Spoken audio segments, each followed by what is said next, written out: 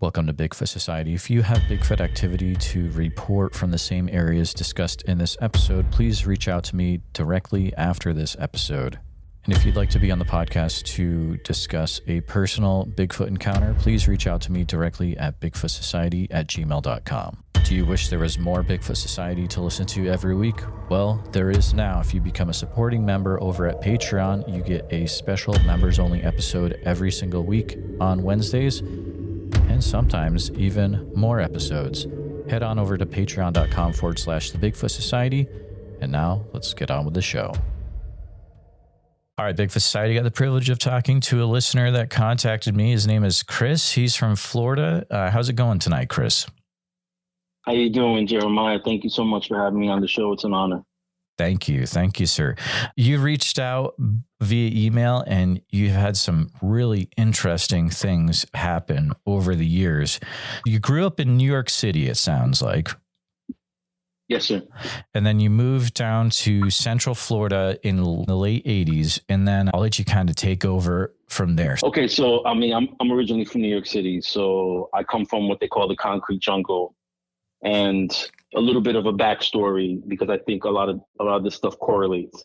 Although you have a show about, specifically Bigfoot, it's under the umbrella of the paranormal. So since I was a kid, I've always had experiences, even up until this day. So it's something that's always followed me. I never asked for any of these situations. These things just happened to me, and I haven't had any answers. So I grew up in New York City. My upbringing wasn't the greatest. I won't go into any detail with that. You can figure out your own. And so around 1989, I'm about to head into high school. We were moving to Florida.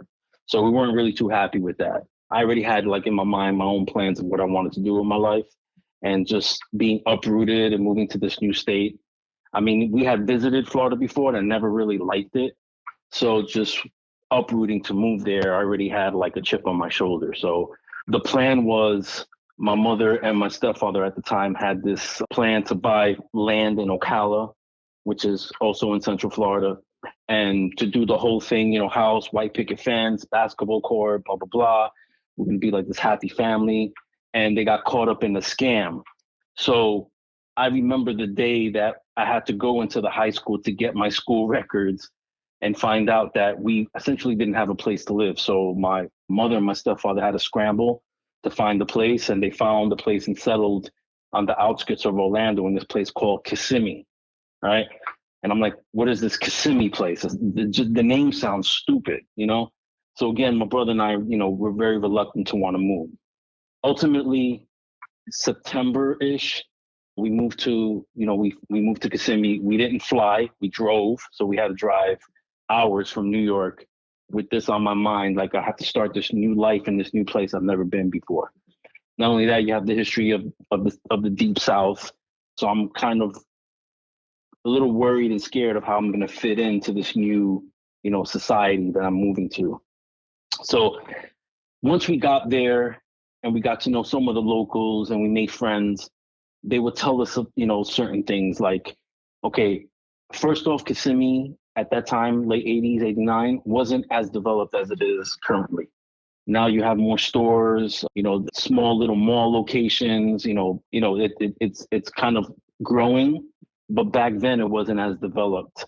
And Florida is basically one big swamp with prospectors and property owners deciding, hey, let's build places where there's flat land and apartment complexes won't sink into a sinkhole or something. So to me, Florida is a jungle in of itself. People who live here will tell you. Even in Central Florida, there's many patches of very deep wooded areas. And honestly, I don't see anybody going into these areas and coming out of those areas. So anything can live in those spots. So the subject of Bigfoot, most of the time people talk about it in the Pacific Northwest, specifically when I was growing up, seeing the Patterson-Gimlin film and all that. I always thought it was like a Pacific Northwest thing. I didn't know that Bigfoot was down south and it was called the skunk ape. That wasn't in my vocabulary. So when I moved to Florida and I started navigating, because we didn't have a car, I wasn't aware that walking by like heavily wooded areas that there might be something possibly lurking in there in those spots. So anyway, let me get into the incidents, plural. I used to take this one route to walk to school, and it was kind of populated. There was some spots where there was wooded area, but it was primarily populated.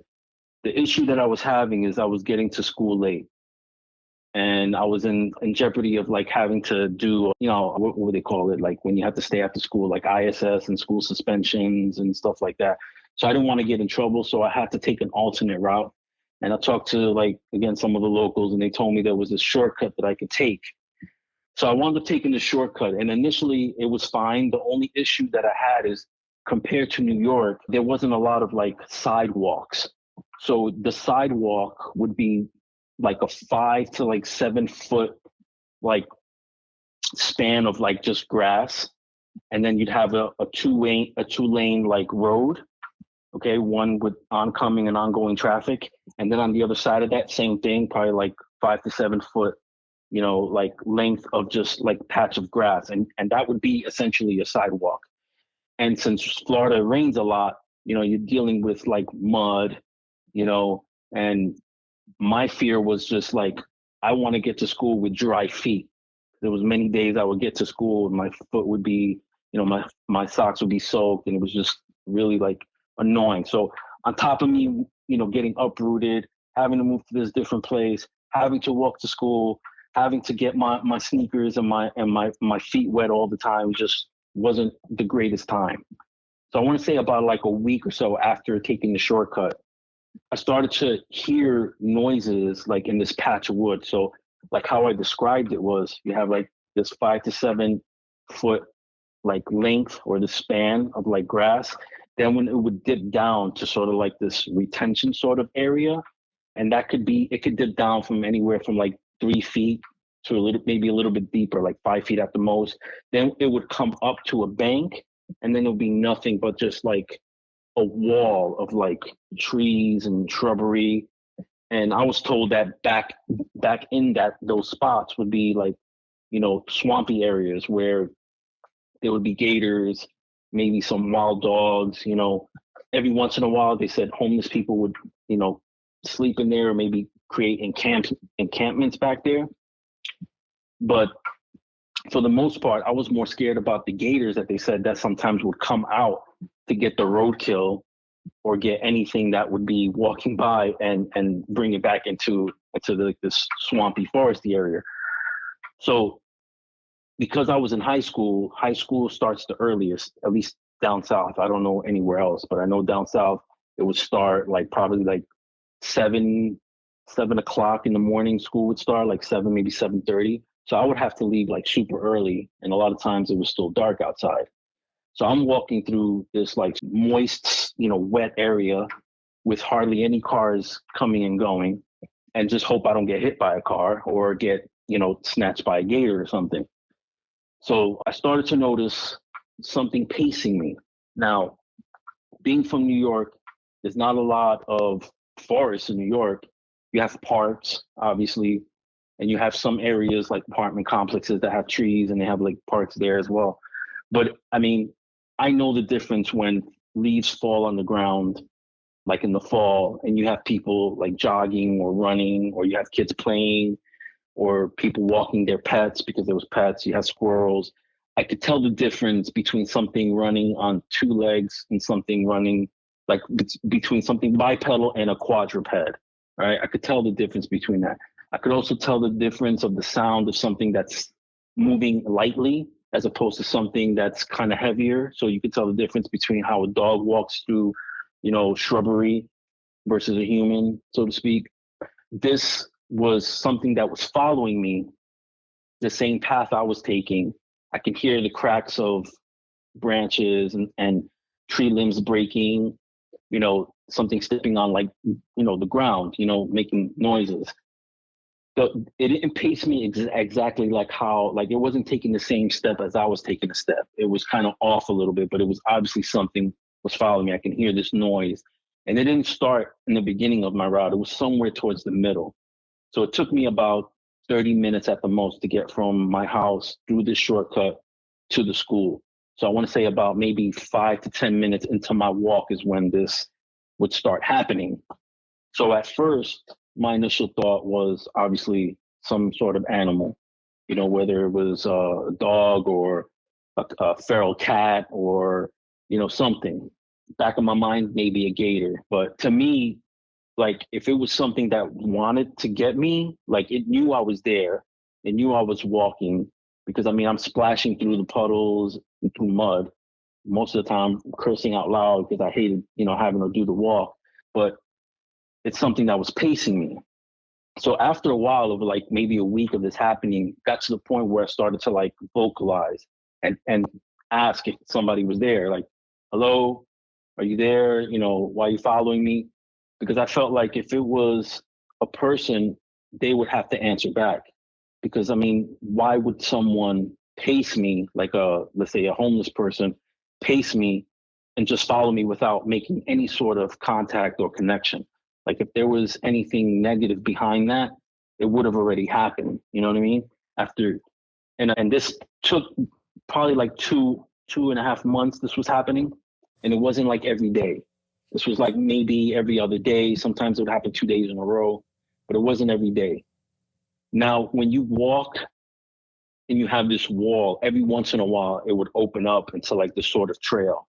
And the locals would tell me those trails usually lead from one side of whatever this heavily forested area or swampy area to the other side. So you always have like these main streets that parallel each other. And if you like in New York, you can take a shortcut by going through a basement of one building and then find yourself on another block. It's very similar, but with trails. But they warned me and my brother, don't take those trails because sometimes they lead you to like spots where you can get lost. And again, there's retention ponds back there and swampy areas where there's gators and snakes and all this stuff. And again, this might be homeless people back there, might be feral dogs or cats. You just don't want to go in there. But I would see these open patches. Funny thing about it is, as this thing would pace me, I got used to knowing where this opening would come. And in my mind, I would get myself ready to see whatever this thing is, because if it kept going, it would ultimately show itself. But it was whatever this was. If it was a person, I don't think it was a person. If it was an animal like a dog, I don't think it was a dog or any sort of cat or even like a gator. Whatever this was knew that it couldn't go past that point. It had to either find another route to go around that open area to then start pacing me again. And then I would walk for maybe another 5-10 more minutes before I hit a spot where it was more populated. And then, there were houses. So again, this thing would stop before it would be in somebody's backyard. And then I can see it. And this went on for, like I said, about 3 months until I bought a Walkman. Because at this point, I really didn't care. I was like, if something's going to get me, there was really no place for me to go. I'm surrounded by, swamps on both sides of me. There's a 2-lane road. If I go on the road, I could possibly get hit by a car. Either that or I'm going back home and I'm missing school, which isn't good. So at this point, I just put headphones on, listen to music, and I would take my route, not knowing if this thing was pacing me anymore. And then after a while, it just kind of like went back to the old route, and I had to leave even earlier. So I avoided that route altogether. So that's one of the incidents that happened to me when I moved to Florida. Did you ever hear that the same thing would also happen to your classmates? Would you ever talk to your classmates about it? No, I never talked to them. And I was the only one taking this route at the time I was taking it. Because in my neighborhood, my brother was in elementary school, and most of the kids were either in elementary or they were already like in college. So there wasn't a lot of kids in the neighborhood that were my age that went to the same school as I did. You know what I mean? And then it's one of those weird things where I don't know if you know about zoning areas, but I was in an area where the bus couldn't pick me up, but literally like maybe 20, 30 feet, like kids can get on the bus. So it was one of those things where it's like, if I live 20, 30 feet, one way I can catch the bus, but since I wasn't in that zone, I couldn't catch the bus. You know what I mean? So a lot of these kids, I don't believe they walked the same route I did, because I was the only one on the road, during that time. Yeah, definitely. It's such a weird thing. The weirdest thing I think is that it would happen to you off and on for such an extended period of time. And could you get a feeling for, like, you could hear the whatever it was walking, I would assume. Could you get a feel for how heavy the footfalls were or anything like that? It wasn't light, but it seemed like, and this is just speculation, so I don't want to make it seem like I know. I don't know. I don't know what it was. But listening to other people's accounts, it's very similar. Because again, like when you're talking about going into an open area and then this thing, whatever it is, stopping right there and then repositioning itself, meaning it having to go around this open area to then restart pacing me again, which is, again, not something that I can see a homeless person or just a regular person doing.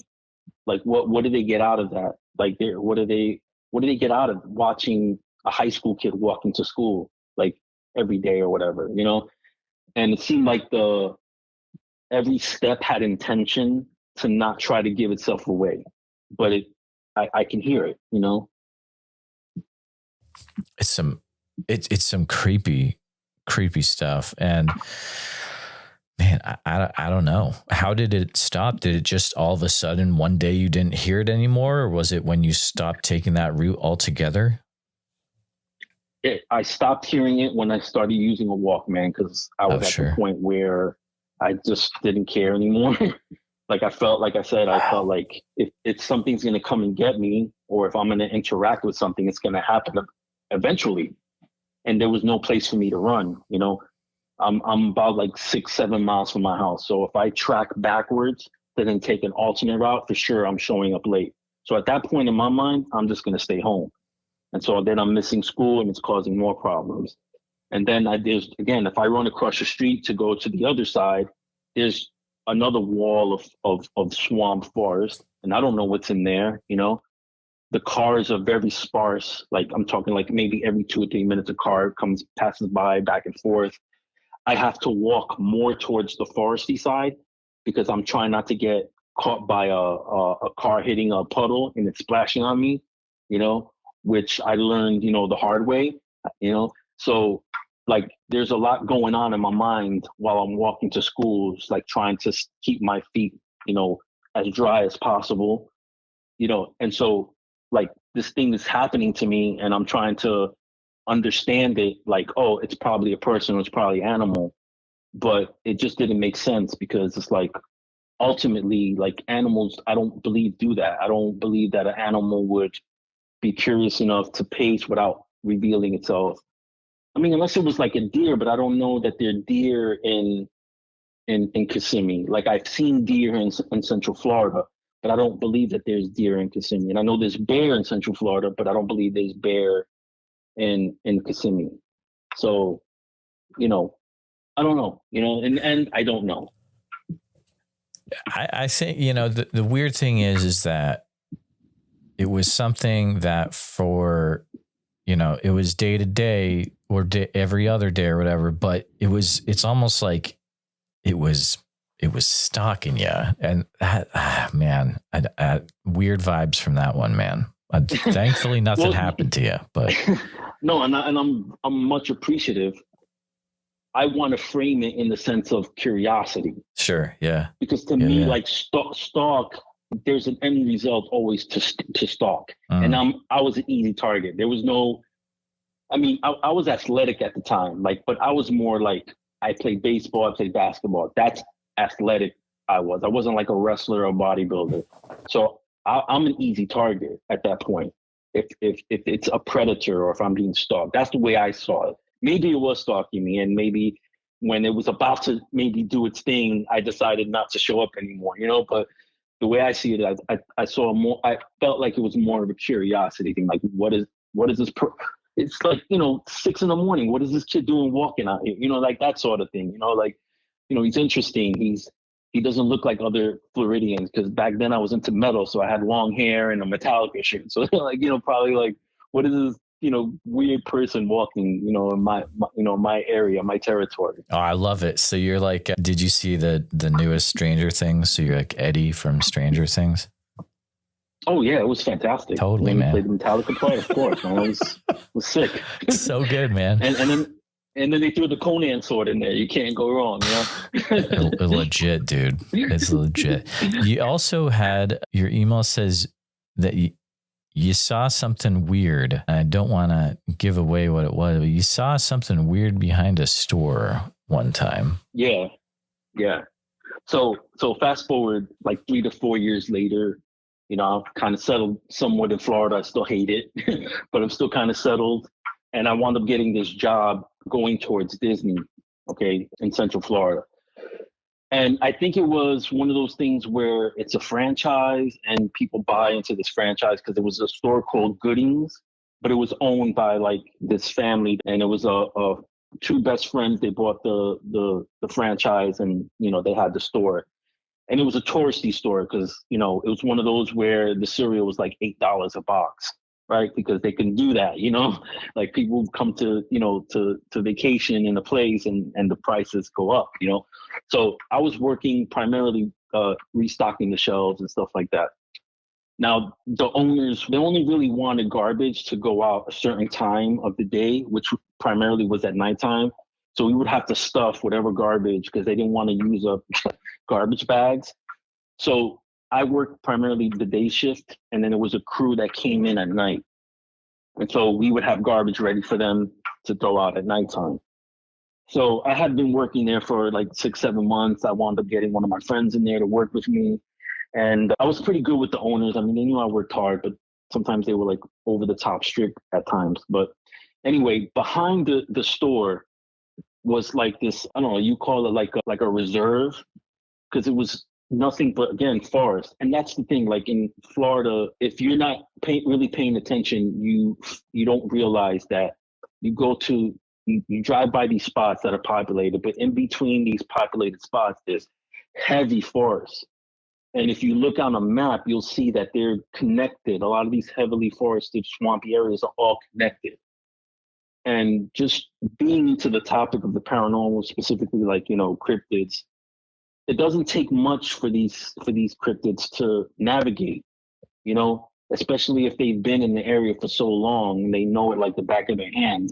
I can see something or some things moving, through heavily populated areas without being seen all the time, So this sort of reserve area that was in the back, when you go to the back, you have probably 20, 30 feet of like concrete slab.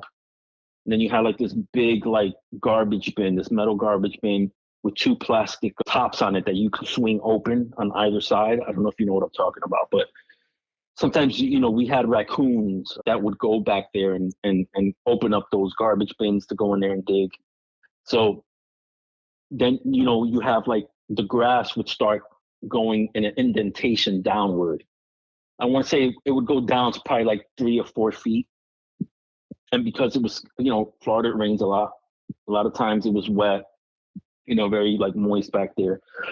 But there was a light that was above this bin. Now, I didn't know too much about it because I had worked the day shift. It wasn't until this incident happened that like I saw this whole thing play out. But I remember hearing just whispers from the workers when we would do the shift change about how they hated going to throw out the garbage back there, that it was creepy.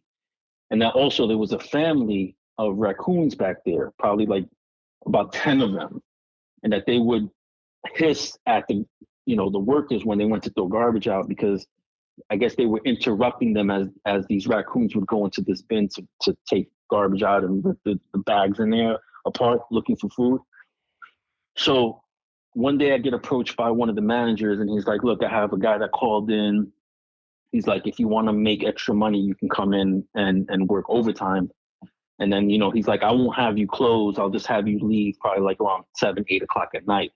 And this was probably like in the fall time. So it gets dark pretty quickly. So the garbage gets all, assembled, and it's probably like around 7 o'clock. And I go out there to throw out this garbage. Now, above the bin, there's a light, right? It's supposed to have a plastic cover, but I don't know what happened. The plastic cover was missing. And so what that did is that made the light almost like a spotlight, because it didn't have, when they put the cover, it's to make it not as bright. I forgot what they call that, what the purpose is for. But anyway, this thing was like off. And so it made the light like really bright, almost like a spotlight. And so as I'm walking up to this bin, I can hardly see the bin, because this light is like shining in my eyes, but it's illuminating a pretty good portion of that swampy area. Okay. So I see these 2 raccoons come out and they take off into the forest. So as I'm walking up to about to throw the stuff, because these raccoons literally, they lifted the door open to where it was like stuck in the upward position, meaning it was like the bin was wide open. I was about to just toss it and walk right back into the shop. But I turn around and I see nothing because of this illuminating light. I see nothing but these little beady eyes, like literally like 20 sets of them. But they're low because, like I said, like after the concrete slab, it starts to go down in the dip. And it dips probably, and I'm just estimating, probably like 3, maybe 4 feet. So I see all these little eyes and they're moving around. And in my mind, I'm thinking, these are going to jump me for this bag of garbage. I'm scared of that, But as I'm about to turn again to throw this garbage out, I notice these 2 sets of red eyes. They're about, like, I'm talking, the sets are about, they're taller than me. So whatever these things were, they're down 3 feet. Like their feet is probably 3 feet below me and they're above me. And they're 2 sets of red eyes looking at me. They're probably maybe 30, 40 feet away from me. And they're probably like maybe 10, 15 feet apart from each other. So they weren't like together. But I mean, it was instantaneous as soon as I saw those eyes for me to throw the trash, not care if it made it inside of the bin, and to run inside. But that was the second incident that I had. And did you stick around like at that job, or did you keep working there?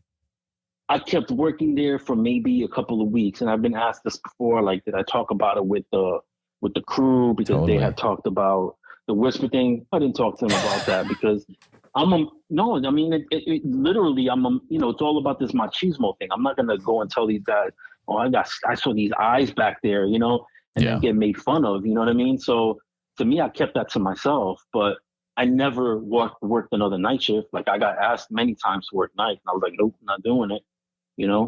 Because the daytime you can see, like, there were like these really thin sort of trees, but they were like together. But you could still in the daytime kind of see through it and see kind of deep in there. But at nighttime, you weren't seeing anything, even with the illumination of that light at nighttime, And the sense that I got was I shouldn't be there. You know what I mean? So I got out of there.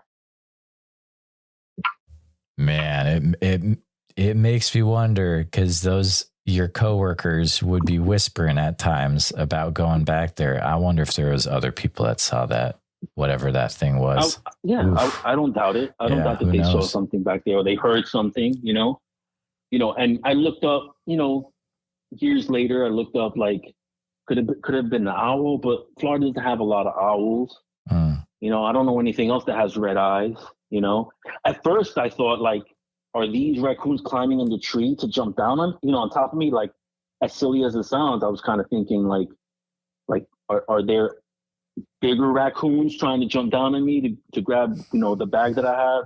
Because I know that raccoons are vicious, they have rabies and they'll fight you, they'll fight you. So that was my first kind of like quick thought, like, are these raccoons? But no, it looked like almost, how like at night when you're driving and there's not a lot of light in a certain area, but they put up these reflectors, It looked like kind of like that, like reflectors. It was kind of glowing, but like there's no vehicles that go back there. So why would there be reflectors, let's say, put on a couple of trees back there? It just didn't make any sense to me that there would be reflectors back there. But that's what it looked like. It looked like reflector eyes looking back at me,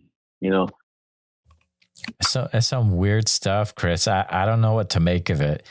Fast forward even a little bit, you ended up joining one of the services, correct? I did. I joined the Air Force in 1998.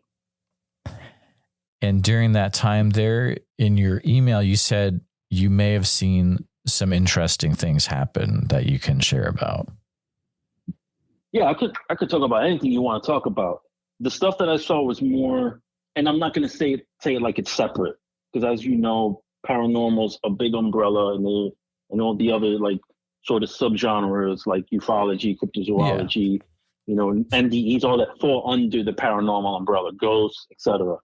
So the encounters that I had were more like UFO / UAP, even though I don't like to use that term. But I've heard other like servicemen stories. There's this lore that's going on, which I wanted to talk to you about because I know that you're really trying hard. I've been listening to the last few shows. You're trying to find people to talk to you about some sort of hyena cryptid, right? Am I correct? Oh, dude, you know it, man. You're listening, my brother. Yeah. Yes. Okay. Because I'm trying to find people to talk about this lore out at Vegas called Catman, which could be correlated to what you're trying to find. But thinking about it, and this is just me thinking and talking, I'm not speaking for anybody else. I think Catman, this lore that I've heard about, is a misidentified dog man. So it's another rabbit hole, but listening to you and you've talked to a few people, and a lot of the characteristics are very similar. And what I've been trying to find as well, like the information I'm trying to find, I think it's connected in some way, because in the end, it's really all connected. But like I said, my personal experiences there are generally UFO related or shadow people, which I don't know if you're aware of that phenomenon, but that's something that's followed me my whole life. So, you've had your whole life. Yeah, Yikes. my whole life, dude. My whole life. My kids seen them. Yeah. So my brother. That thing where you're like seeing the figure out of the corner of your eye, or it's a combination of like some sort of like a shadow thing. I don't know what it is. I don't think anybody knows what it is. A lot of times it gets correlated with like aliens, but I don't believe that's what it is. It could be. I don't know. But it's sometimes it's in some sort of like a shadowy apparition that has what could be construed as a head and limbs, like arms and feet, or it could be just like this blob sort of thing. And I've experienced this since I was like a little kid, and it's followed me throughout my life. Now I'm living in a newer place right now, and I just hit the 50 clubs like 2 months ago. I've been here for 2 months and I haven't had any incidences so far.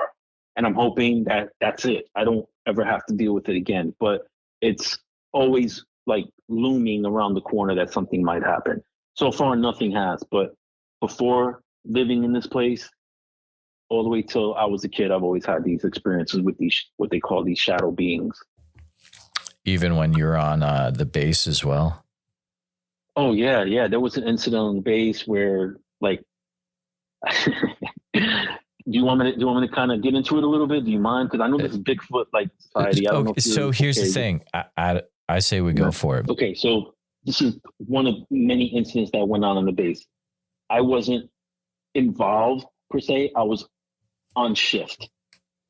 It's a context thing, so bear with me. At the time, I was working in the armory, but when you join the military, you don't get jobs like that right off the bat. You have to kind of work ground level. So when I went to Nellis, I was essentially a security guard.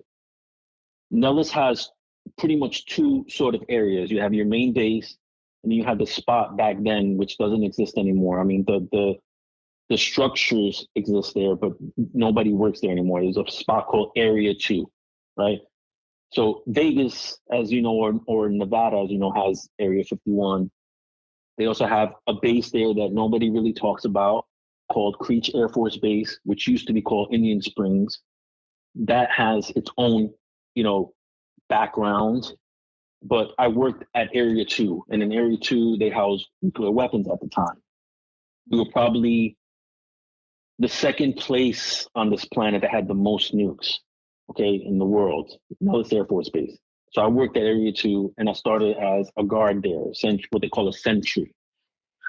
And I did it for about a year until I put in for a job to work in the Armory, still at Area 2. So this incident happened while I was working in the Armory. So my shift at the time, we worked 12-hour shifts, 3 days on, 3 days off. I worked from, I think, 6 at night to 6 in the morning. So this incident happened probably like around 8 o'clock at night and lasted all the way until like 2, 3 in the morning. So you had like this patrol. They wound up stopping to take like a quick break. And at the time, the two vehicles that were primarily used were flatbed, pickup trucks, and then you had Humvees. Those were the primary like two vehicles. So the sentries that were on the fence line, they're called the perimeter, like I guess guards. There was certain spots where they can stop and just like relax, take break, and then go back to doing their shift. So this each patrol has two members, particularly let me get this straight. So the perimeter patrols have two individuals per vehicle, okay? In the vehicle, you have at least 2 M4 carbines, and then one of them has 2 or 3 attached to it, right? So when they take their breaks, they have to have their weapons on them at all time. Obviously, they're not supposed to sleep. They have to be as vigilant as they can. But, cops do what cops do. Sometimes people do things on the job they're not supposed to do. So one individual will tell the other one, listen, I'm going to take a nap real quick. Wake me up if any of the, higher ups come by, whatever. So the other one's like, all right. So they're hanging out. And next thing you know, they notice that their truck starts to go down, like towards the back. And as one guy looks through the rearview mirror, he sees like the silhouette of something sitting in the back of his truck. And so he tells the other guy, hey, there's somebody sitting in the back.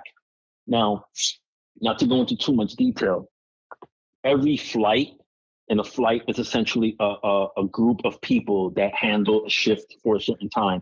Every flight has to do what they call an exercise, like a exercise scenario. And that's to keep us, on our toes and to keep the knowledge in case something goes down, we know what to do. So usually the flight chief, the person who I call the head coach of that group, that flight, he has to run that. Or if he's not working that day, his assistant will run it. Usually it's another, what they call a non-commissioned officer.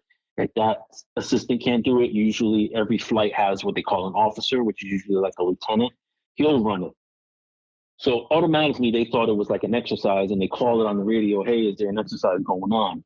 The control who receives these calls calls them back on the radio and says, no, there's no exercise. What's going on? And so they begin to explain, hey, there's somebody sitting on the back of our truck. We don't know who it is, if it's exercise. Next thing you know, this thing jumps off, the car returns back to its, basic form, and it starts running through the desert. So then it goes from it not being an exercise to now this actual real world. That means there's somebody on the base, an intruder. So now they're dispatching patrols to a specific area where this thing was. Now, this is happening on one side of Area 2. Now, Area 2, like if I had to describe it, it looks like the shape of like New York City. It's elongated. So it's probably maybe, 3-4 miles one way and maybe like 5-6 miles another way. So on one side of Area 2, you have this patrol that called this thing in. Another patrol chasing this thing, and then another call comes in on the other side that they're seeing 2 people running through the desert. So this goes on, like I said, for hours, to the wee hours of the morning, where they're chasing these things that are jumping behind vehicles. They're shining flashlights and they don't see anything. They chase things into a building. They search the whole building, top to bottom, nothing's in there. Next day, flight chief comes in and says, this never happened. Don't talk about it. You'll get in trouble, essentially.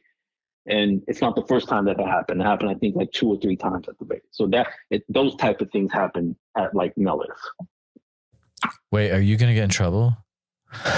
No, I mean, I've been out for so long, and okay. I mean, people talk about it all the time. I mean, I got out in 2002, so I'm good. And if they want to come get me, it's only going to prove my point. So, well, I don't know. I don't know a lot of military info. So, is it after a certain period of time that you can start talking about stuff, or? I think it's like 20 years. Oh, okay. So you're good. I I should be good, man. I'm not worried about it. Not the first guy on this podcast to spill some military secrets. So that's weird. So you think maybe you shadow people, or you have no idea what it was? That's what they were calling them. They were calling them the shadow people.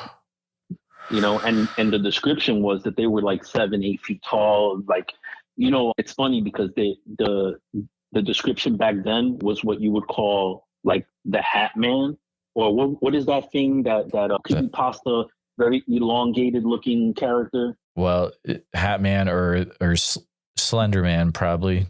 That's it. Slender Man-ish, like very Slender Man-ish, you know, very uncharacteristic, you know. And I mean, I've seen stuff like that, you know what I mean? Like I've seen that in, you know, past residences, and, you know, when I did work at Nellis, I had a few experiences with those things or whatever they are. So, I mean, you know, yeah, those things happen. They're real, you know.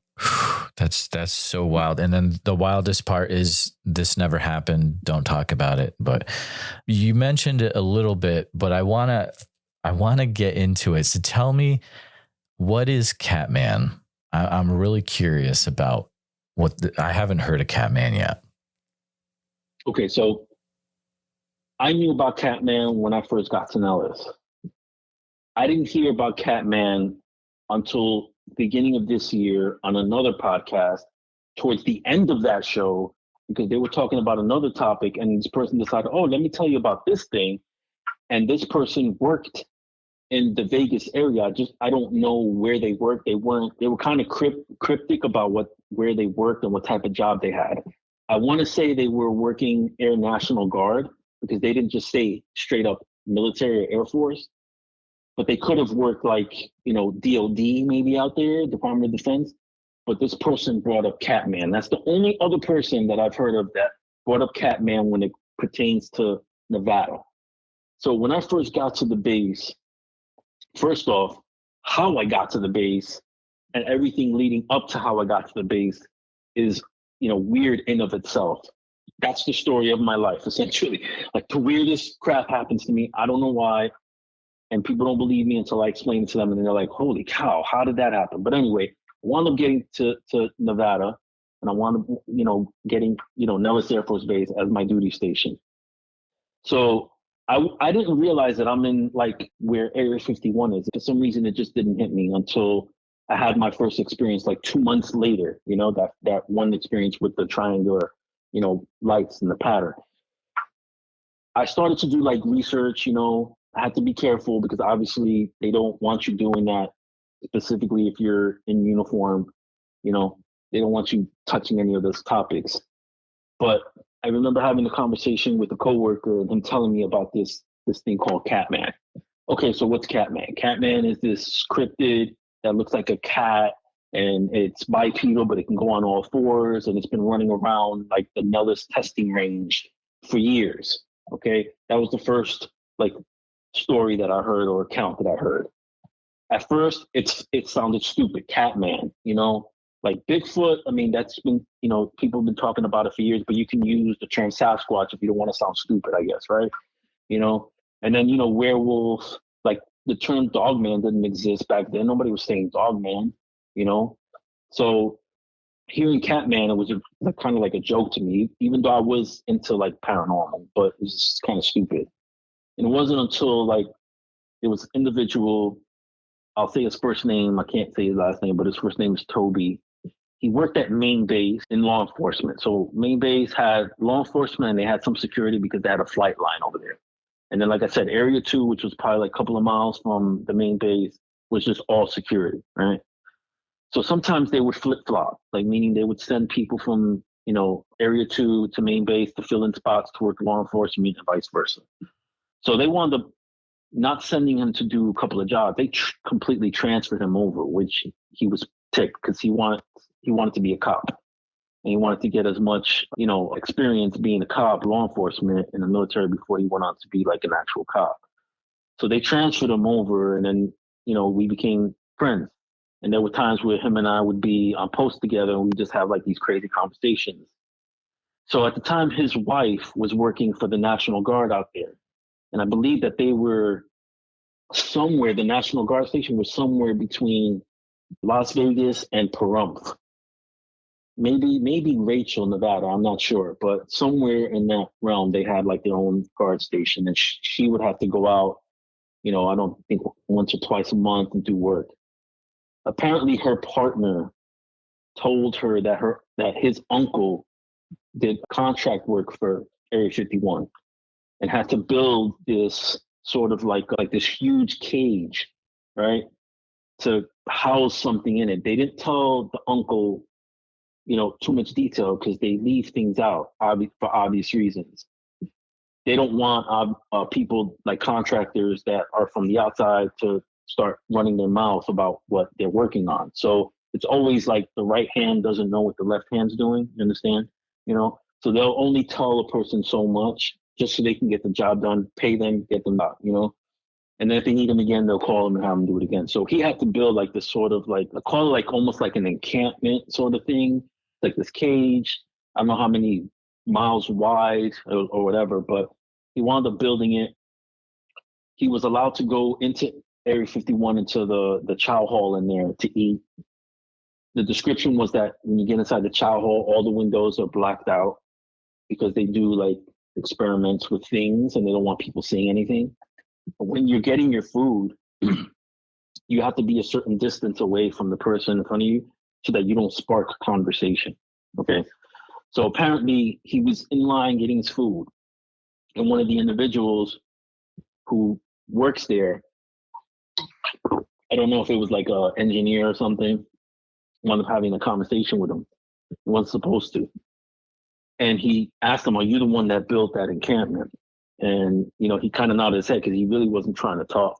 And so the guy told him the reason why they built this encampment is because the military is involved in this hybridization program. Okay. So hang with me, Jeremiah. Okay. Supposedly this hybridization program is to like create like these weapons, right? These weapons have to do with like mixing the DNA of animals. Oh boy. To create like this weapon, right?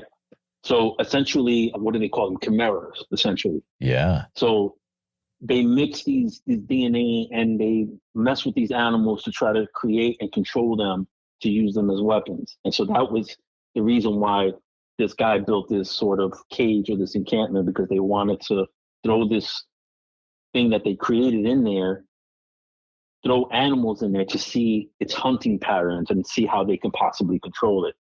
And so one day they called the uncle back and say, "Hey, we need you to make some repairs on the fence." So when he showed up, there was like a hole in the fence, but it wasn't a hole where it was going inward. It was a hole that was going outward.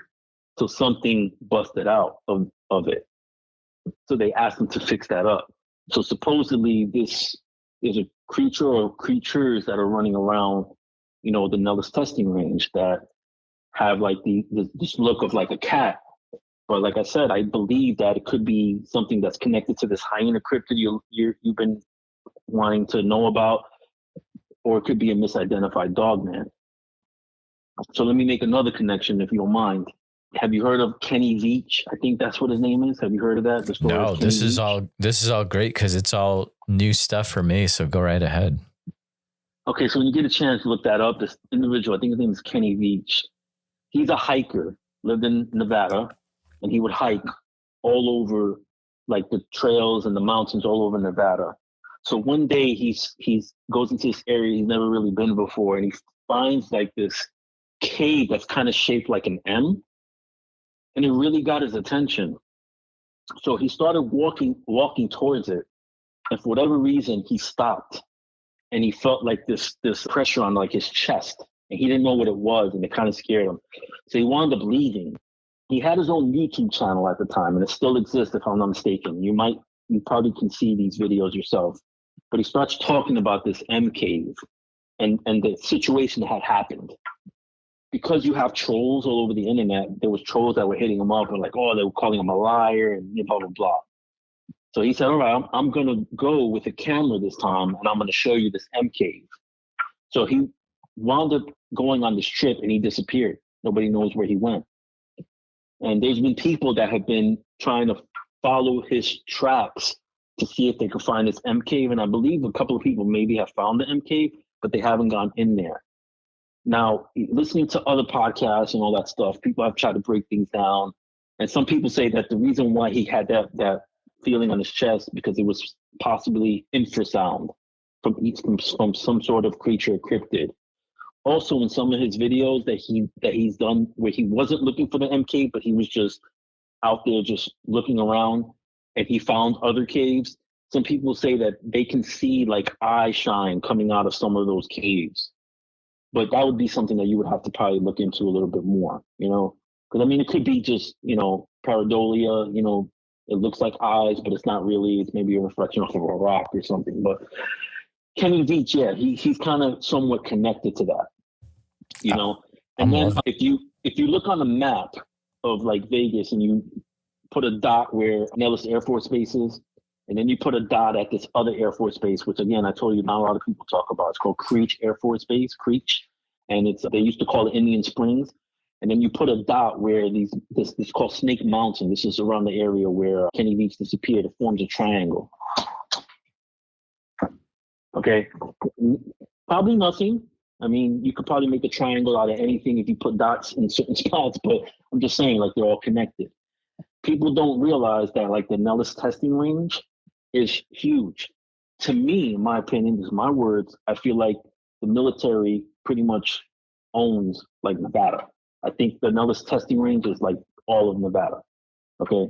Because, I mean, they own a lot of land out there, and that includes Area 51. That includes this place they call S4, where Bob Lazar was at. All of that. I feel like that's all connected, And for sure, there's underground systems, because when I was working in Area 2, we had these things called culverts, right? And they had like these piping systems that I was told, went from inside the area to outside the area.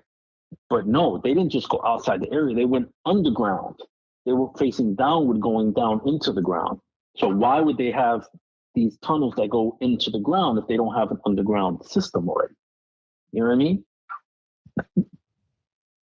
That is wild. I mean, it's way outside of like what I usually look into, but it's just fascinating. This whole Catman thing, because I did a quick search. I can't find anything about this Catman. Like, if listeners know more about it, put it in the comments. Yeah, I would, please, if you can send anybody my way about it, or if they could talk to you about it, I would love to hear more about it, because I don't know much about it other than that. Also, let me tell you another story. All right. having to do with possible Catman. So I'm working the armory one night, and I'm in a building inside of a room. So I'm like really deep inside of like a building, right? So the main building, you walk in, that's where all of the troops come to arm up. My job is to arm up the troops that are coming on to shift, and then the shift that's leading to take their equipment and weapons, making sure that they're in good shape and whatnot. They don't give me, messed up weapons and equipment. And then I just hang out.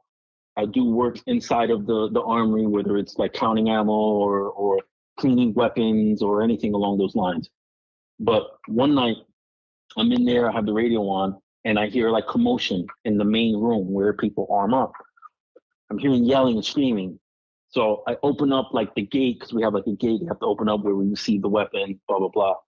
And one individual I know, and the other individual was like a newer troop. He was pretty much like a one stripe airman, essentially.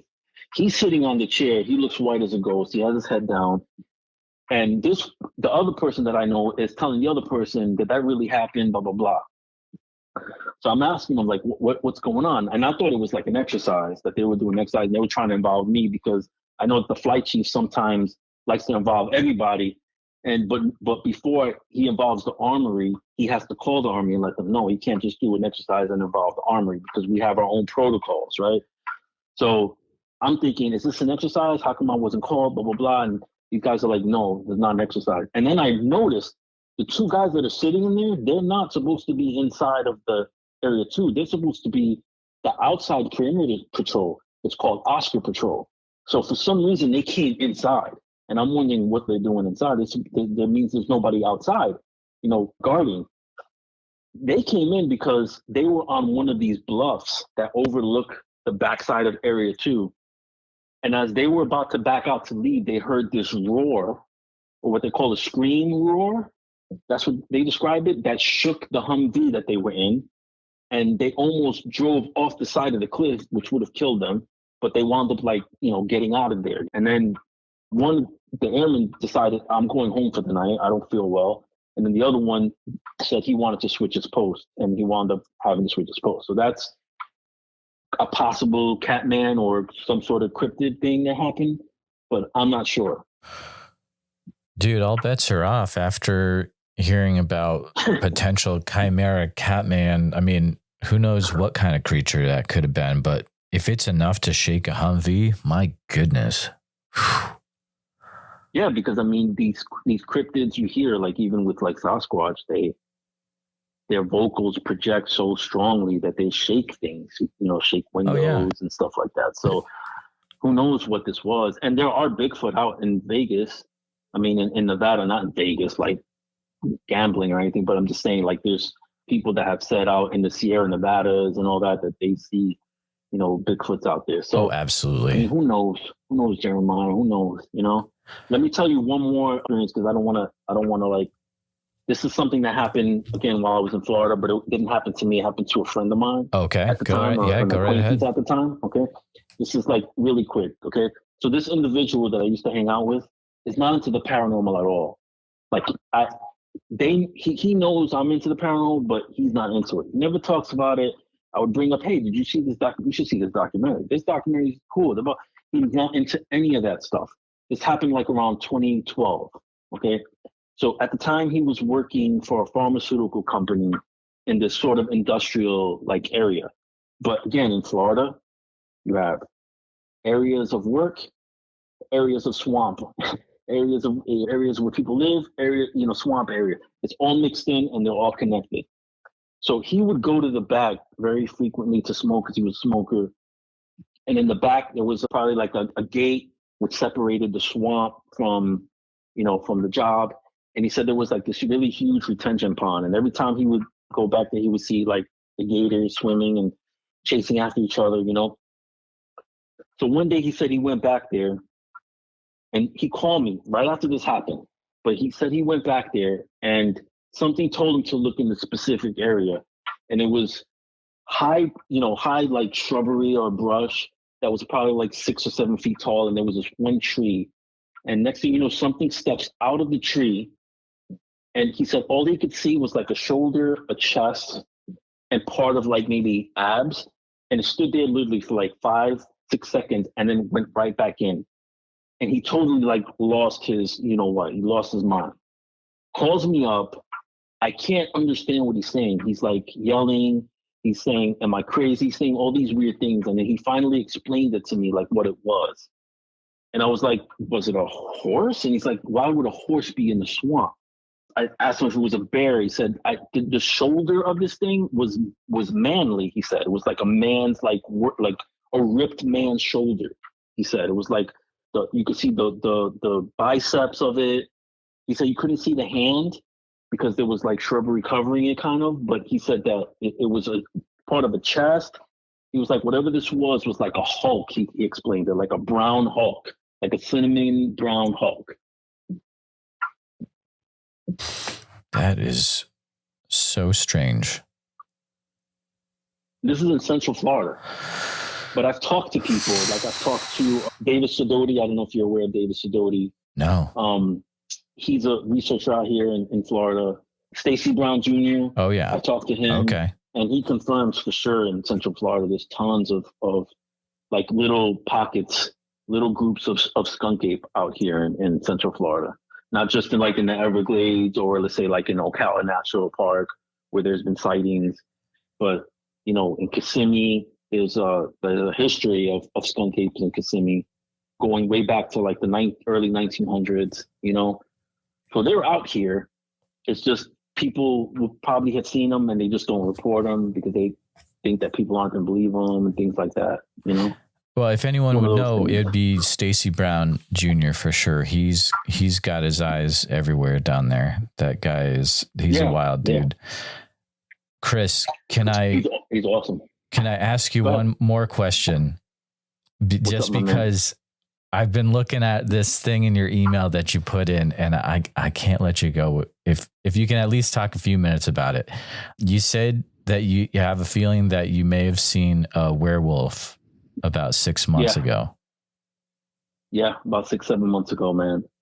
Okay, so I don't understand. Like, I don't manifest these things. I don't call for these things to happen to me. I've never called for these things to happen to me. But after they happen, I just don't have any answers as to why. You know, why? Maybe one day I'll find out. I don't know. But anyway, I'm a very habitual person. And it could be because maybe I'm autistic and I don't know it, because there was no such thing as autism when I was growing up. But I'm very patternistic. I do things in patterns, and I just like to do things a certain way. And I'm not really a fan of change too much unless it makes sense to me. So this is when I was living at the house prior to what I'm living at now. The house that I was living prior, my wife and I owned. You know, the market was good for us and we wound up selling it. But I would drive to work the same route and then drive home the exact same route. Okay.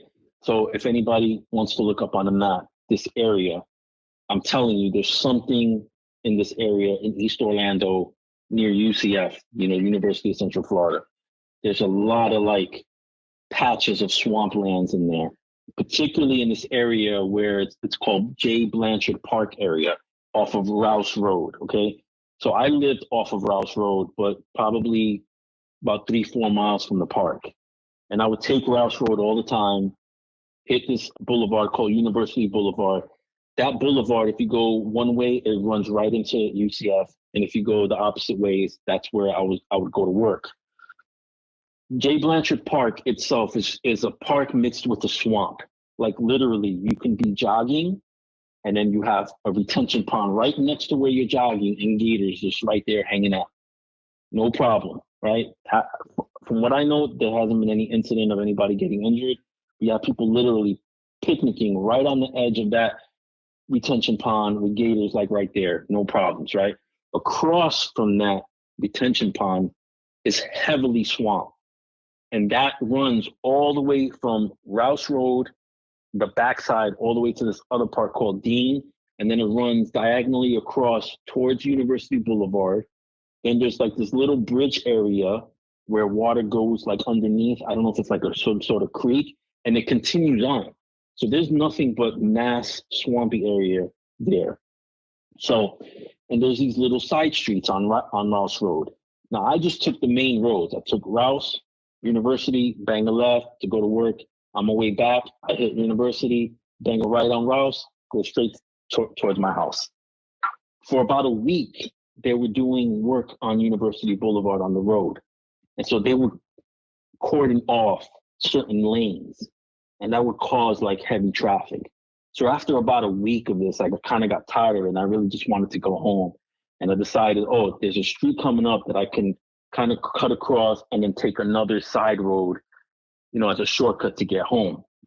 So I wound up busting a right on Dean Road, which is part of that area that I talked about. But somebody else had the same idea as me. There was a car that was in front of me about maybe 20 car lengths ahead of me. It was kind of like a goldish cream like car. So it's like 20 car lengths ahead of me. So I bust my right. It's already like ahead of me. It's about to make this left on a road called Buck Road.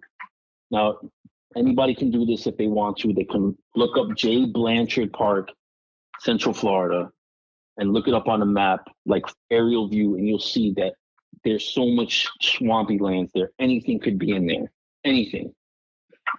So when I make my left on Buck Road, this car's significantly ahead of me.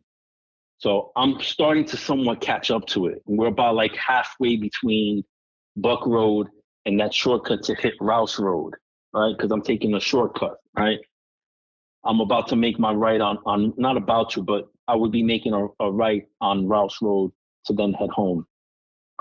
All of a sudden, the car in front of me slows down for a little bit, like slows down and then just takes off, okay?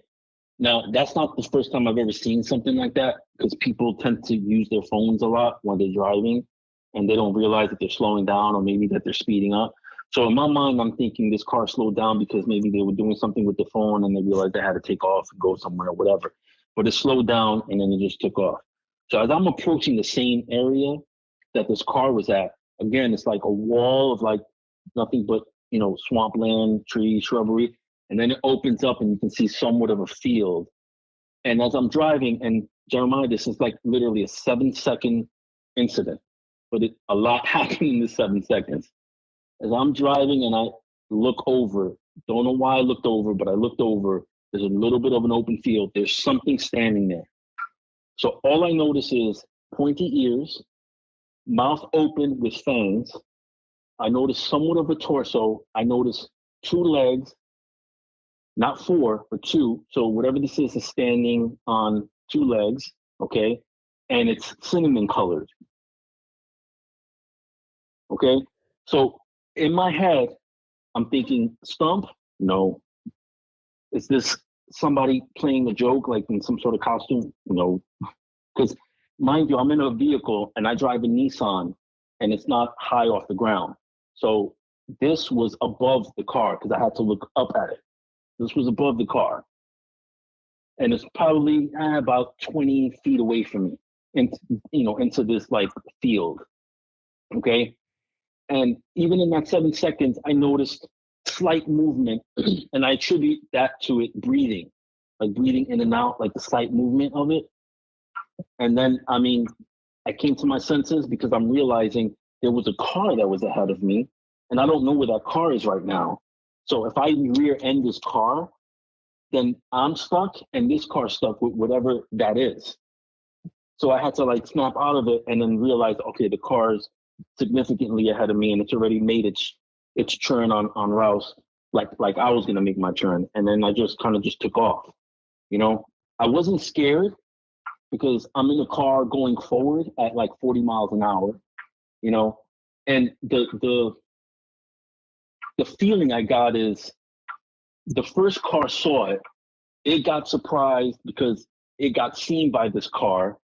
It was about to like maybe take off, and then I come by and I see it too. So it's kind of like, oh crap, I've been seen. So I don't think it would have like maybe chased me or anything like that. My fear more was, like I said, hitting the car possibly in front of me, or hitting something or hitting somebody, and then I'm stuck with whatever this thing is. That's wild. I think the wildest part is that you had to look up at it from where you were situated in the car. That's so crazy, man. Dude, like I would never thought in a million years, even with any of my other experiences, that I would see something like that.